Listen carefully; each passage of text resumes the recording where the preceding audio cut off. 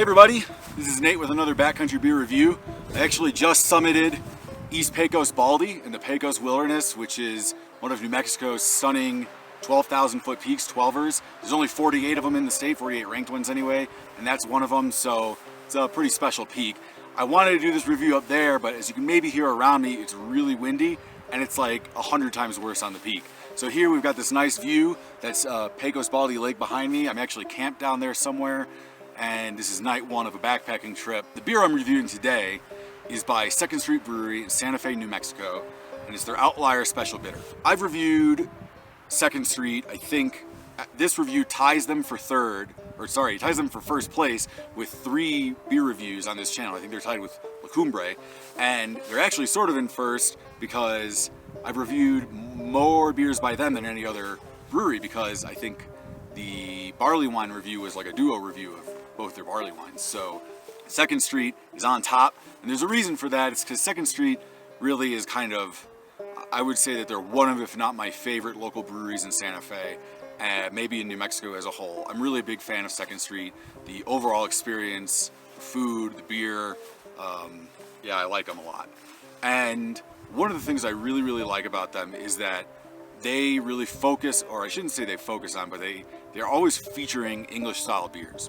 The first beer I had by them was actually, I want to say, their Steam Bitter, and I think maybe I mentioned either in the description of a different video or in the video itself that the original location, which has unfortunately since closed, was right next to train tracks, and I thought that was what Steam referred to.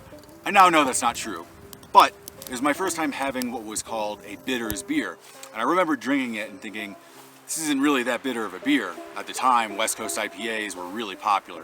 And sure enough, when you're talking about a special bitter, this is a special English style of beer that, compared to modern beers, is not going to be very bitter. I mean, this one's only 32 IBUs.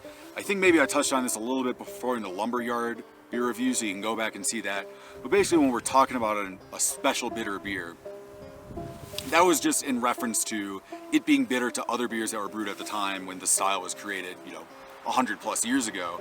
And it's really not going to be more bitter than any West Coast or probably even East Coast IPA. Now, I'm really excited to open this one up. Let's read the back of the can first. Outlier Special Bitter features Ringwood, Britain's classic heritage yeast strain, along with America's notorious aroma hop cascade. Unique, fruity, and spicy yeast profile, a highly drinkable and sophisticated flavor experience. So it's pretty cool that they're going like the hybrid route here, combining the British English heritage with American style hops. Yep, I'm excited to open it. We're gonna go down to the lake because it'll be a nice view there, and we'll give it a taste. All right, time for a sip. The surprising thing about this beer to me is that it's really yeast forward.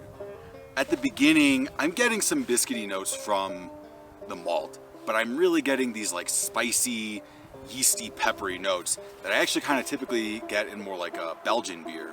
So it's surprising to see it in this, but I think it's got to be that yeast strain. I think they're leaning into it a little bit. I'm also getting a little bit of caramel, of course, from the malt. I get some interesting notes in the middle that I would call fruity. I mean, I saw on the can, when the can kind of does my job for me and gives me some tasting notes, that's kind of going to be a first order approximation for me. So I'm going to look at the can and say, okay, what do we got here? It says fruity. And I actually sort of struggled to find a fruit. It kind of had that yeasty brightness that in a Belgian beer might come across as like peach or apricot or raisin. In this, I think it's coming through as maybe like fig. It's kind of like a dried fig to me, certainly not sweet. Like, I don't want to imply that by saying fig, you're tasting fig. It's the essence of the fig, right? Like, without this, cut the sweetness out, cut every taste of the fig other than just the pure essence of the flavor. And that's kind of what I'm getting with this. On that note, I think I'm also maybe getting a little bit of like black tea. Like, to me, it reminds me of iced black tea. Like, I think Pure Leaf is what my wife buys, and I'll drink that. And that's kind of what it tastes like, that in my opinion. It's not bitter. It doesn't have that tannic bitterness that I sometimes use to describe beers. It's really more just that aromatics of the black tea. maybe even with a little bit of lemon in there. I'm also getting maybe some woodsy notes, like leaves falling off the tree in autumn and they're dead on the ground, kind of that smell, well, that aroma translated to a flavor, kind of like wood shavings. You're whittling away at a stick, something like that. It's kind of like, and I think maybe that's also coming a little bit from the hops. The hops, I think, are pretty subdued in this. They're certainly bringing flavor, but the flavor, the aspect of the flavor profile is not strong enough for me to really dial in on the specific flavor. Maybe piney, and that's where I'm getting this woodsy note. The finish, pretty smooth, not too bitter, really nice. And ultimately, I think this is a pretty complete beer. I'm a big fan. The first time I drank this beer, I actually wasn't a fan. I was really excited when they came out with a new special bitter beer because I love Second Street's English style beers, especially their special bitters. And when I first tried this, I didn't get it. And now I think I've sat with it enough in previous tastings, and now that I get it now. I think what I was not expecting was that yeast forward note, was like the Cascade hops. And now that I've enjoyed it several times, I really, really like it. And it's probably gonna be a go-to for me.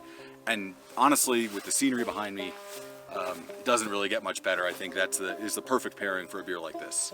So cheers, and have a backcountry beer for me.